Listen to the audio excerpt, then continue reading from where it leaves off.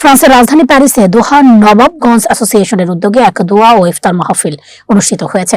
সম্প্রতি প্যারিসের স্থানীয় বটতলা রেস্টুরেন্টে উৎসব মুখর পরিবেশে এই আয়োজন সম্পন্ন হয়। আমাদের ফ্রান্স প্রতিনিধি রাসেল আহমেদের পাঠানো তথ্য ভিডিও চিত্রে বিস্তারিত।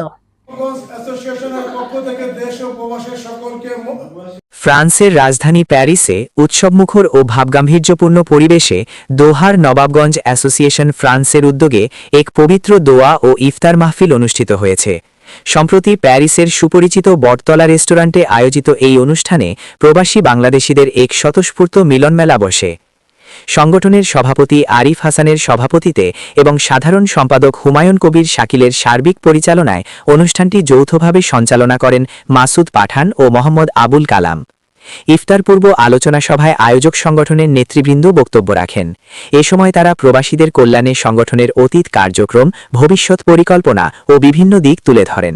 পাশাপাশি পবিত্র রমজানের এই আয়োজনে উপস্থিত হওয়ার জন্য আমন্ত্রিত সকল অতিথির প্রতি সংগঠনের পক্ষ থেকে আন্তরিক ধন্যবাদ ও কৃতজ্ঞতা জ্ঞাপন করা হয়। প্রাণবন্ত এই ইফতার মাহফিলে উপস্থিত ছিলেন দোহার নবাবগঞ্জ অ্যাসোসিয়েশনের উপদেষ্টা মণ্ডলীর বর্তমান ও সাবেক সদস্য এবং কার্যকরী পরিষদের সকল সদস্যবৃন্দ। এছাড়াও দোহার নবাবগঞ্জ এলাকার শীর্ষস্থানীয় মুরব্বিয়ান সহ ফ্রান্সে বসবাসরত বিভিন্ন জেলা উপজেলার সামাজিক ও আঞ্চলিক সংগঠনের নেতৃবৃন্দ এবং বিপুল সংখ্যক প্রবাসী বাংলাদেশী এতে অংশগ্রহণ করেন। ইফতারের ঠিক আগ মুহূর্তে এক বিশেষ মোনাজাত অনুষ্ঠিত হয়। মোনাজাতে বর্তমান বৈশ্বিক পরিস্থিতি থেকে উত্তরণ এবং বিশ্ব শান্তি ও মুসলিম উম্মাহর সমৃদ্ধি কামনা করে মহান আল্লাহর দরবারে বিশেষ দোয়া করা হয়।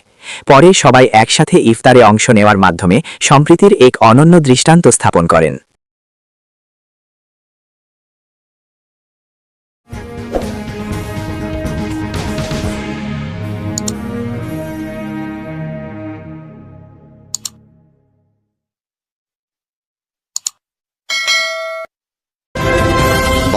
বাংলা নিউজ 21 চেতনায় সত্য প্রকাশে অঙ্গীকারবদ্ধ।